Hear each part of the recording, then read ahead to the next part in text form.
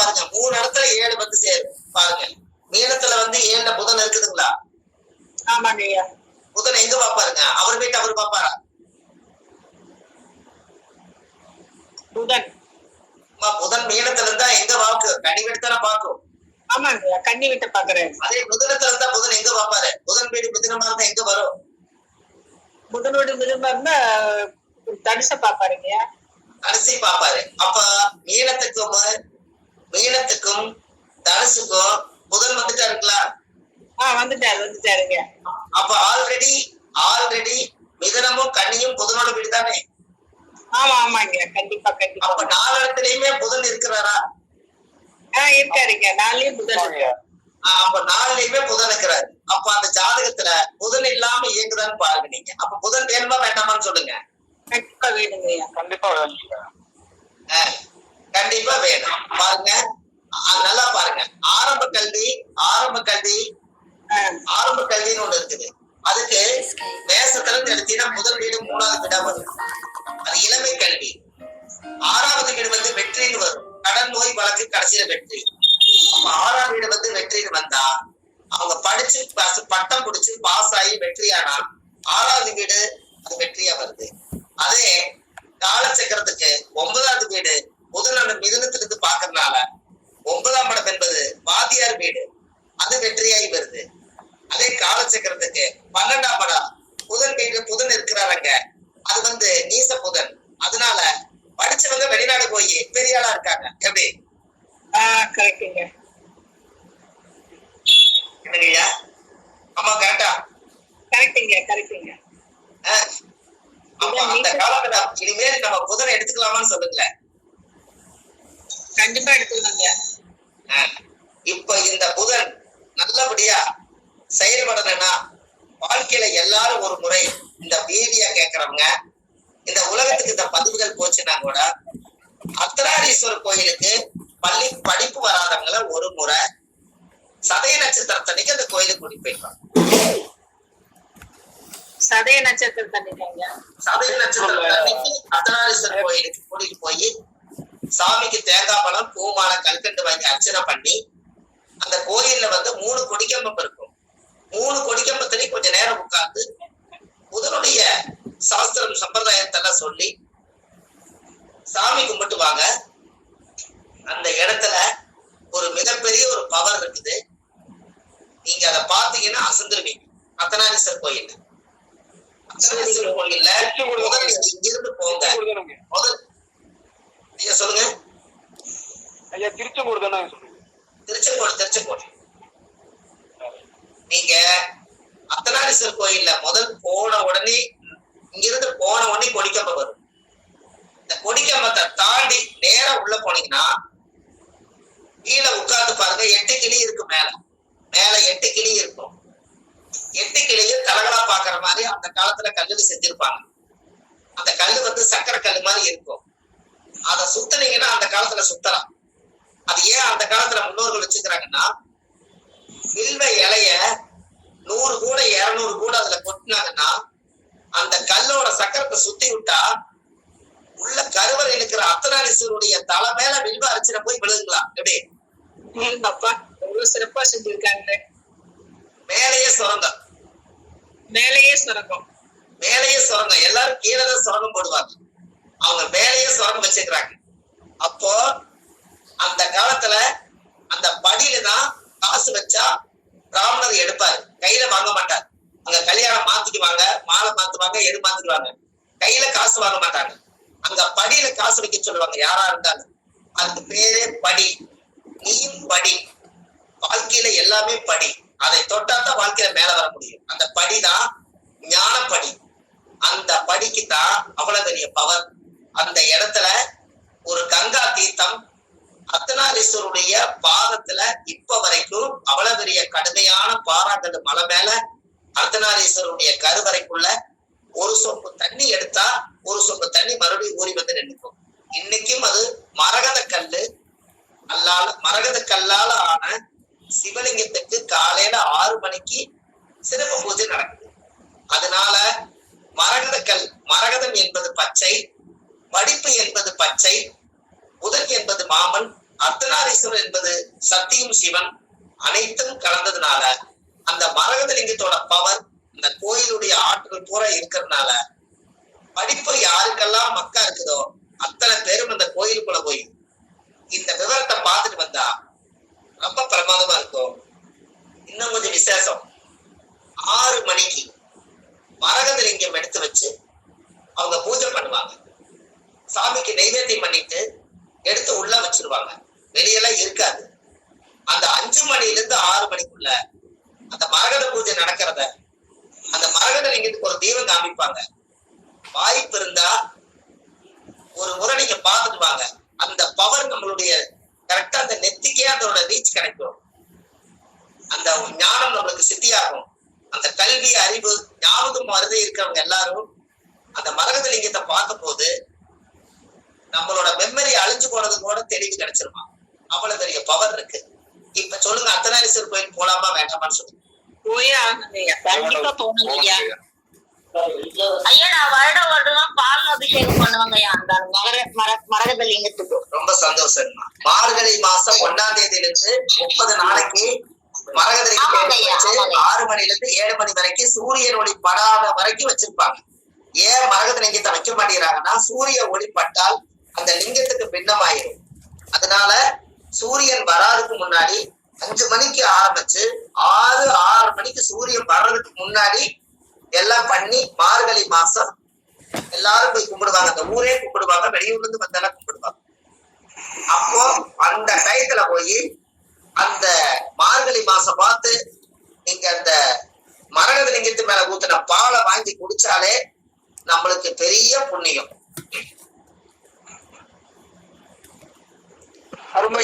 எவ்வளவு என்னங்க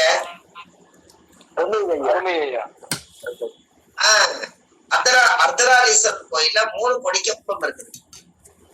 ஒரு கோயில்ல ஒரு கொடிக்கம்பம் தான் இருக்கு. நம்ம சத்தியம் சிவன் மட்டும் அதுல ஒரு விஷயம் நல்லா பாத்துக்குங்க. சிவன் வந்து 50,000 வருஷம் தவம் பண்ணி சக்திகிட்ட இருந்து சக்தி வாங்கினார். அதனால 50,000 வருஷம் தவம் பண்ணி 50,000 வருஷம் தவம் பண்ணி சக்திகிட்ட இருந்து உடம்புல இருந்து வெளியில போகாம சிவனுக்கு பவர் கிடைச்சதான்.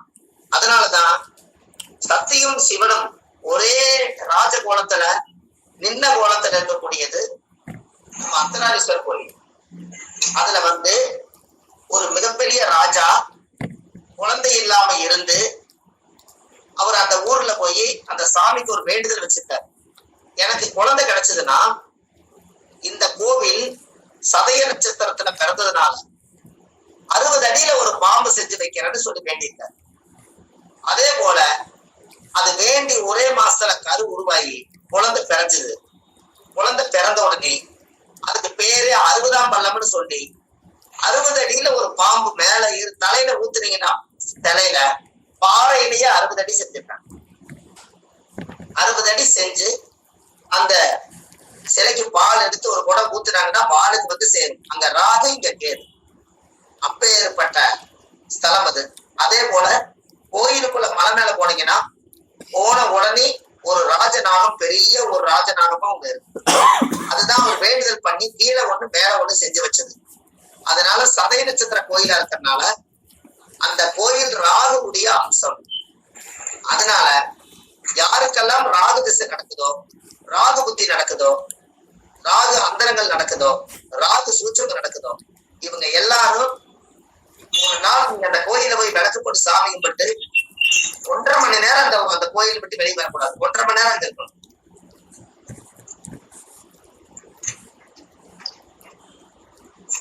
மணி நேரம் அந்த கோயிலுக்குள்ள இருக்கணும்.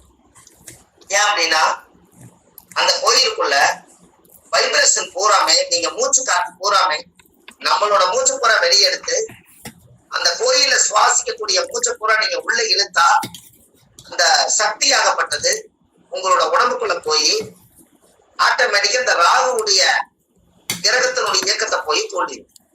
அதுல இருந்து உங்களுக்கு ஒரு பெரிய மாற்றம். கண்டிப்பா குழந்தைகள் யாரெல்லாம் படிக்கலையோ அவங்க எல்லாரும் அந்த இடத்துக்கு ஒரு முறை நீங்க கூட்டிட்டு போயிடுவாங்க. ஓ குரங்குகள்லாம் இருக்குது.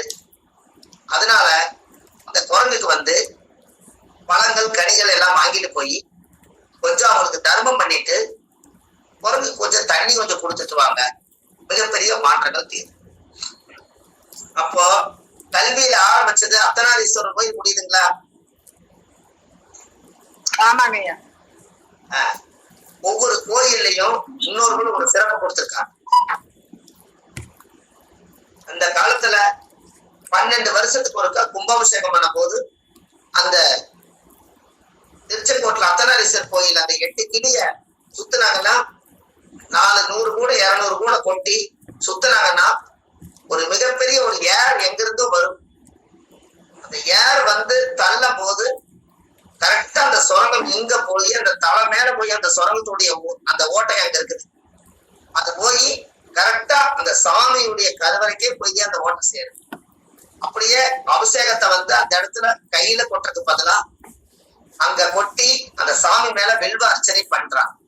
அந்த வில்வ அர்ச்சனை எடுத்து அது ஒரு நாள் அந்த வில்வம் அது மேல விழுந்த அர்ச்சனை எடுத்து அந்த வில்வத்தை நீங்க சாப்பிட்டால் கேன்சரே குணமாகுதுன்னு சொல்றாங்க. ஐதி எப்படிங்க ஐயா பரிகாரம்? அற்புதங்க ஐயா, அற்புதம். அப்போ முன்னோர்கள் எல்லாம் எப்படி ஒரு சாதனையில பண்ணி வச்சுக்கிறாங்க பாத்தீங்களா? கண்டிப்பா ஐயா. இதெல்லாம் நம்ம யோசிச்சு பாருங்க. ஒவ்வொரு கோயில நீங்க எடுத்துட்டீங்கன்னா வரலாறு காணாத சிறப்புகள் ஒவ்வொரு இடத்துலயும் இருக்கு. இதுல படிப்புக்கு ஏன் நான் முக்கியத்துவம் கொடுத்தேன்னா, இனி வரும் காலத்துல செல்போன் அதிகமாயிருச்சு, டிவி, போனு, ஹெட்போன் எல்லாம் வந்துருச்சு. இது அதிகமா வந்ததுனால ஞாபக சக்தி குறையும். எத்தனை மைண்டுக்குள்ள நீங்க வச்சுக்குவீங்க? நிறைய வந்ததுனால நிறைய பார்த்து இது கிடைக்குது அது கிடைக்குது எழுதி வைக்கிற கடைசியில எது கிடைக்குது எதை சொன்னோம்னு தெரியறது இல்லை. அதனால நம்ம இதோட பண்ணிட்டோம்னா இன்னமும் உங்களுக்கு கொஞ்சம் பெரிய சிறப்பலமா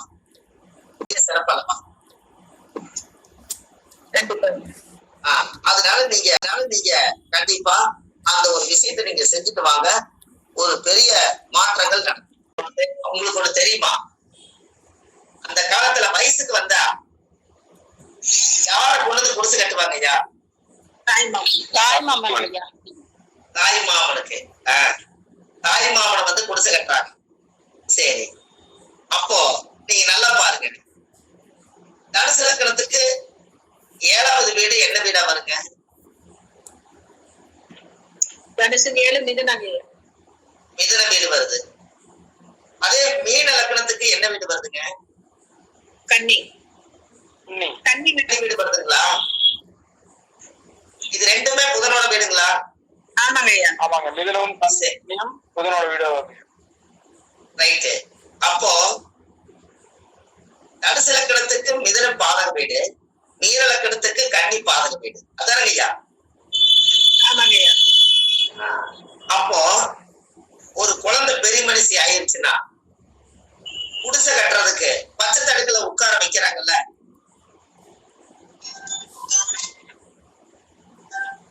ஐயா பச்சை தடுக்குல உட்கார வைப்பாங்க, பாத்துருக்கீங்களா? ஆமாங்க ஐயா. ஆமாங்க ஐயா. பச்சை தடுக்குல உட்கார வைப்பாங்க. அப்போ தாய் மாமன் இல்லைன்னா அங்க வந்து சீரே சீமந்தம் செய்ய முடியாது. அப்போ ஒரு தாயுடைய கருவறையில இருந்து தொப்புள் கொடியை அறுக்கும் போது ஒரு குழந்தை பிறந்துட்டா அந்த குழந்தைக்கு முதல் சீர் செய்யறதே தாய் மாமன் தான்.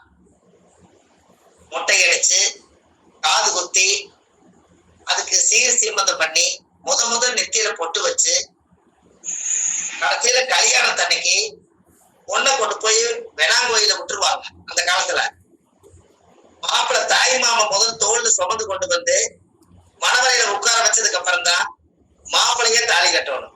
எப்படிங்க ஐயா? ஆமாங்க, பழைய காலம். என்னங்க ஆதி காலத்துல அப்படிதாங்க, பழைய காலத்துல. அப்ப தாய் மாமன் முதல்ல பொண்ணை தூக்கி மணவரை 3 தடவை சுத்தி வந்து வேணாங்கோயில் இருந்து தூக்கிட்டு வர்றாருன்னா அந்த குழந்தைய முதல் தொட்டு தூக்குறதுக்கு உரிமை யாருக்கு இருக்குன்னு சொல்லுங்க? தாய் மாமனுக்கு. அப்போ தாய் மாமனே அந்த குழந்தைய அறிவோட வளர்த்தி பண்பு பாசத்தோட வளர்த்தி மாமனோட உறவு தொப்புள் கொடி சம்பந்தம் தாய் மாமனுக்கு இருக்கிறதுனால தாய்க்கு பூஜை பண்றதும் தாய் மாமனுக்கு பூஜை பண்றதும் 2 ஆமாங்க. என்னங்க ஐயா? சரிதாங்க சரிதாங்க. தாய்க்கு பூஜை பண்றதும் தாய் மாமனுக்கு பூஜை பண்றதும் ரெண்டும் ஒண்ணுதான். அப்போ தாய் வந்து வயிற்றுல சுமந்து இந்த பூமிக்கு வெளியே கொண்டு வருது. ஆமாங்க. தாய் மாமன் வந்து தோல்ல சுமந்து அடுத்த வீட்டுக்கு கட்டி கொடுக்குறாங்க. அத கன்னியா தானம். அது காலப்போக்குல கல்யாணம். அது கன்னியா தானம். அது ஒரு கன்னி கல்யாணம் ஒரு பெண்ணை வளர்த்தி வாழும் பண்ணி அதை கொண்டு போய் இன்னொரு வீட்டுக்கு கொண்டு போய் இந்த கன்னிய இன்னொரு வீட்டுக்கு தானமா நீங்க கொடுக்கறதுனால கன்னியா தானம் தான். அது காலப்போக்குல கனியாதானம் கடைசியில கல்யாணம்னு பேர் வந்துருச்சு. மறிஞ்சிருச்சு கல்யாணம். கல்யாணங்கிறது மறந்துச்சு பாருங்க. கரெக்டுங்களா ஐயா? அப்ப அப்படித்தானே பழமொழிகளை பூராமே அந்த காலத்துல பூரா பிழையோட வச்சுட்டாங்க. என்ன பண்றது? அதனால கல்யாணம் வந்து அப்போ தாய் மாமனுக்கு இனிமேல் நீங்க படிக்க வச்சு, ஆனா எல்லா வீட்லயும் பகையாத்தான் இருக்கும். யாரு வீட்ல எல்லாம் தாய் மாமன் பகையா இருக்குதோ அந்த வீட்டுக்கு அந்த குழந்தைகள் வந்து படிப்பு வந்து கம்மியா தான் படிக்கும். தாய் மாமன் கூட உறவு இருந்து மாமா அது கூப்பிட்டுச்சுன்னா புது நல்லா வேலை செய்வேன். ஆமாங்க. நீங்க நல்லா யோசிங்கம்மா. மானு கூப்பிட்டா யாரு? என்னங்கய்யா? மானு கூப்பிட்டா யாரு?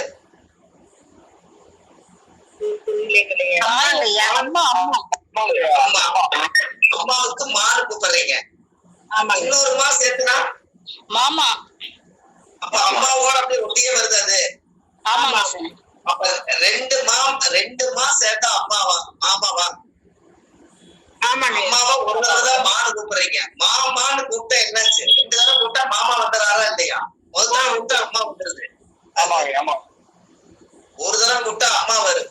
2 தடவை மாமான்னு கூப்பிட்டா மாமா வருவாரா வர மாட்டாரு? வந்துருவாருங்க. அப்போ அந்த ஜாதகத்துல ஒட்டி இருக்குதுங்க. அப்போ அந்த ஒட்டி இருக்கிற விஷயத்தையெல்லாம் நீங்க கேட்ச் பண்ணி பிடிக்கணும். ஏன் பச்சை தடுக்குல உட்கார வச்சாங்க?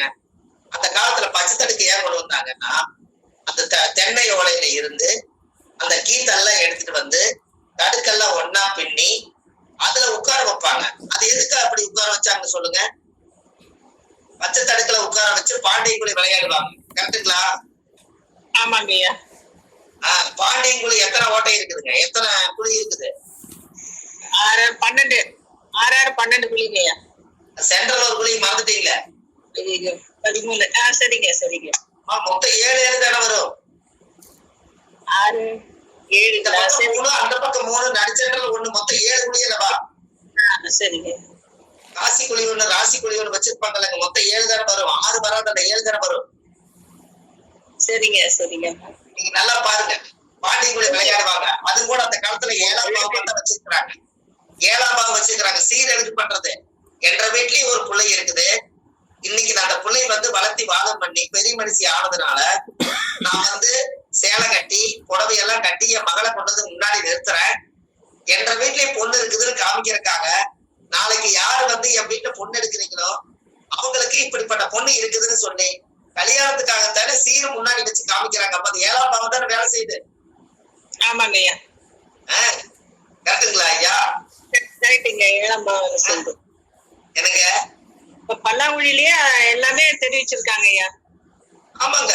நீங்க பல்லாங்குழி விளையாடுறதே வந்து ஒரு அவங்களோட அந்த காலத்துல குமரின்னு சொல்லுவாங்க. குமரிகள்லாம் சேர்ந்து குதிக்கிறாங்க வரணும். அந்த காலத்து வயசான பாட்டிகள்லாம் சொல்லுவாங்க குமரிகள்லாம் போறாங்க குமரிகள்லாம் வர்றாங்கன்னு. அதுக்கு பேரே குமரிகள். கன்னியா குமரிகள் அவங்க. கரெக்டுங்களா? அவங்க கன்னியா குமரிகள் தானம்மா? ஆமாங்க ஆமாங்க. அப்ப கன்னியாகுமரிங்கிறது எங்க இருக்குதுங்க? கன்னியாகுமரின்னு எங்க இருக்குது?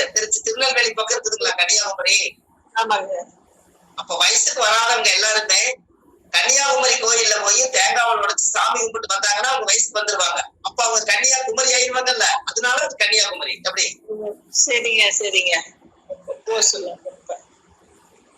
வயசுக்கே வரல 15 வயசு ஆகி புள்ள வயசுக்கு வரலன்னு சொன்னா அவங்களுக்கு அந்த காலத்திலே பரிகார கோயில் என்ன பண்ணிக்கிறாங்க? அந்த ஊருக்கு பேரே கன்னியாகுமரி. அந்த கன்னியாகுமரியில அந்த தெய்வம் அங்க இருக்குது. பகவதி அம்மன் தானுங்க அந்த சாமி. பகவதி அம்மா பகவதி அம்மன் தானே? ஆமாங்க ஐயா. அப்ப பகவதி அம்மா கோயிலுக்கு கூட்டிட்டு போய் சாமிக்கு தேங்காய் உடைச்சு வச்சு அந்த கோயில ஒரு 3 சுட்டு சுத்தி சாமி கும்பிட்டு வர சொல்லுங்க. அந்த பொண்ணு வந்து கன்னி குழந்தையா இருந்தது குமரியா மாறிடும். அதுக்கு பேரு தான் கன்னியாகுமரி. எப்படி? கண்டிப்பா ஐயா. அந்த காலத்துல முன்னோர்கள் அதெல்லாம் வச்சிருக்காங்க. அந்த காலத்துல வந்து அந்த அம்மா போட்டுக்கிற மூக்குத்தி வந்து மாணிக்க கல்லு. அந்த காலத்துல கருவறை கட்ட கோயிலே கட்டி மதில் செவர் கட்டாத காலத்துல, கலங்கரை விளக்கே இல்லாத காலத்துல நிறைய பொருள்கள் எல்லாம் அங்கிருந்து ஏற்றுமதி இறக்குமதி பண்ணும் போது அந்த பகவதி அம்மாவுடைய மூக்களுக்கு கூடிய அந்த மாணிக்க கல்லோட ஜொலிக்கிறது கலங்கரை விளக்கு போல தெரியுமா? அந்த விளக்க பார்த்துட்டு வந்து கப்பல் ஓட்டிட்டு வந்து கரையேறினாங்களாம். அதனால அந்த ஊர் கன்னியாகுமரின்னு பேர். எப்படிங்க? அதான் கரெக்டுங்க. அப்ப வந்து அந்த கன்னி குமரியாகி சீர் சீமந்தம் பண்ணக்கூடியது அந்த பச்சை ஓலையை தடுக்க கொண்டு போய் எரிச்சிட்டு வர்றதும், உலகை போட்டு தாண்டதும், பாச்சாட மிதிக்கிறதும் அத்தனை சீரும் தாய்மாமனுக்கு சொந்தம். அப்ப தாய்மாமன் இல்லாம அது வந்து சிறப்பா இருக்காது. அப்ப அந்த யாருக்கெல்லாம் தாய்மாமன் சீரு வந்து கிடைக்கலையோ அவங்களுடைய ஜாதகத்துல புதன் வந்து வேலை செய்யாது. இப்ப சொல்லுங்க, தாய்மாமன் இத்தனையும் ஒரு அத்த உறவு வந்து கூட நின்று செய்யலைன்னா, அந்த உறவே வரலைன்னா அந்த கிரகம் அறுத்து விட்டுருச்சுன்னா அந்த கிரகம் கோப பார்வையில இருக்கும். அப்ப என்னைக்கு வந்து அந்த தாய்மாமனுடைய பவர் வருதோ அன்னைக்கு தானே இந்த குழந்தைக்கு ஞானம் சித்தியாகும். கரெக்டுங்களா ஐயா? சரிங்க ஐயா. எந்த வீடு எடுத்தாலும் 7ஆம் வீடு வருதா? அந்த காலத்துல முன்னோர்கள் ஒரு குழந்தை பாக்கியம் கிடைக்குன்னா கூட காலச்சக்கரப்படிதான் குழந்தைகளை வச்சிருக்காங்க. அப்போ எப்பவுமே குழந்தை எத்தனாம் மடம் ஐயா? 5ஆம் மடம். 5ஆம் மடம். அந்த குழந்தை பிறந்தோடனே அந்த குழந்தை தூங்க வைக்கிறது எதுல தூங்க வைப்பாங்க? தொட்டில். தூளியில தூக்கும். தொட்டில் தூளி. அது என்ன, எது தொங்குறது? எதுல தொங்கும்? நான் சொல்லிருக்கேங்களா? இல்லைங்க. தொட்டில் வந்து எதுல தூங்கும்? குழந்தைக்கு வந்து எதுல தொங்க விடுவாங்கன்னு? மான் கொம்பு தானே? மான் கொம்பு. நடுவுல வைக்கிறதுங்கய்யா. அதான் தொட்டில் வந்து மான் கொம்புல தானே ஒரு குழந்தை தூங்கும். ஆமாங்க ஆமாங்க. ஐயா நீங்க எல்லாருமே லைன் இருக்கீங்களா? இருக்காங்க இருக்கிறாங்க ஐயா. மான் கொம்புல தான் அந்த காலத்திலேயே தூங்கும். அப்போ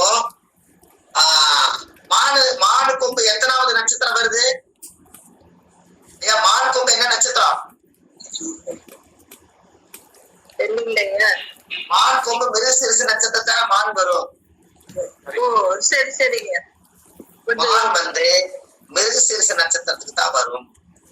அப்போ அசுவனி 1, பரணி 2, கிருத்திகை 3, ரோகிணி 4, மிருகசீரிஷ 5. அப்ப 5ஆவது நட்சத்திரம் தான் அன்னைக்கு வந்து மான் கொம்புல குழந்தை தூங்கி இருக்குது. அப்ப 5ஆம் பாவ நட்சத்திரத்தை வச்சுதான் லக்னத்துக்கு 5ஆம் பாவத்தை கணக்கு போட்டுருக்காங்க. எப்படி? சரி சரிங்க. ரொம்ப கரெக்ட். அப்ப மான் கொம்புதான் ஆதாரமா இருந்திருக்குது. அப்போ அது யாரோட வீடு? சுக்கிரனோட வீடு. அப்ப சுக்கிரன்னா இசை ஆராரிரோ ராரிராரோடு பாடி அந்த 5ஆவது நட்சத்திரம் மிருகசீரிஷத்துலதான் சுக்கிரன் இருந்ததுனாலதான் அந்த குழந்தை சுக்கிரனோட ஆதிக்கத்தை அவங்க பாட்டு காட்டி குழந்தை தூங்குச்சு. அங்க சந்திரன் உச்சமா இருக்கிறதுனால தாய் வந்து தாலாட்டு பாடிச்சு. எல்லாமே அங்கதானே இருக்குது. ஆமா ஐயா. என்னங்க ஐயா? ஆமாங்க ஆமாங்க. ஐயா இதெல்லாம் அந்த காலத்திலேயே முன்னோர்கள் வச்சிருக்காங்களா இல்லையா? எல்லாமே வச்சிருக்காங்க ஐயா. நாம தான் மறந்துட்டோம். என்னங்க? நம்ம நிறைய மறந்துட்டோங்க ஐயா. மறந்துட்டோம். அதனாலதான் சொல்லுங்கம்மா. அம்மா சொல்லுங்க. இல்லைங்க நம்ம முன்னாடி எல்லாமே மறந்துட்டோம் நிறைய. அதாவது குலதெய்வமே வீட்டுக்கு வரல. ஆமாங்க. எனக்கு குலதெய்வமே வீட்டுக்கு வர மாட்டேங்குதுங்க, நான் குலதெய்வம் கோயிலுக்கு போயிட்டு வந்துட்டேன், எனக்கு குலதெய்வமே அறிகுறி தெரியலன்னா அந்த 5ஆம் பாவம் தானே சொல்றீங்க. அப்போ அப்ப நீங்க என்ன பண்ணணும்னா, குலதெய்வம் தெரியணும்னா ஆற்று நீரு, ஊற்று நீரு, மழை நீரு, கிணத்து நீரு, கடல் நீர், இப்படி 5 நீர் எடுத்து சேகரிச்சு வச்சு வெள்ளிக்கிழமை அன்னைக்கு நீங்க அந்த சுவாமிக்கு குலதெய்வத்துக்கு அபிஷேகம் பண்ணி அந்த தீர்த்தத்தை நீங்க கொஞ்சம் குடிச்சிட்டு அந்த வீடு பூரா தெளிச்சு விட்டீங்கன்னா அந்த குலதெய்வத்தினோட சக்தி, அந்த பவர் நம்ம வீட்டுக்கே வந்துடும், இயற்கையே கொண்டு வந்து சேர்த்திடும். அப்ப 5ஆம் பாவம் தானே வேலை செய்யுது. ஆமாங்க. சொல்லுங்க. ஆற்று நீர் என்னென்ன தண்ணிங்க? ஆற்று நீர், ஊற்று நீர், ஊற்று நீர், மழை நீர், கடல் நீர், பனி நீர், இது எல்லாமே சேர்ந்துருச்சுன்னா அந்த காலத்துல இது எல்லாம் வந்து இயற்கையான சீற்றத்துல பாருங்க. ஒவ்வொருத்தரும் நம்ம என்ன சொல்லுவோம், ஒவ்வொரு இடத்துல போய் சாமிய கொண்டு வந்து சேர்த்திட்டாங்க. நான் போய் நான் ராமேஸ்வரத்துல ஒரு தீர்த்தம் கொண்டு வந்தேன், நான் திருச்செந்தூர்ல ஒரு தீர்த்தம் கொண்டு வந்தேன், இந்த மாதிரி எனக்கு இந்த மாதிரி நிறைய இடத்துல தீர்த்தம் கொண்டு வந்தேன்னு சொல்லுவாங்க. அப்போ இந்த எல்லா தீர்த்தம் சேர்ந்து இந்த சாமி மேல ஊத்தும் போது எல்லாத்தோட ஊருடைய பவர் சக்திகளும் அந்த சாமிக்கு வருது. அப்ப 5 பஞ்சபூத நீரை ஊத்தி அபிஷேகம் பண்ணுனா அந்த குலதெய்வ அனுகிரகம் நமக்கு வரும்னு சொல்றாங்க.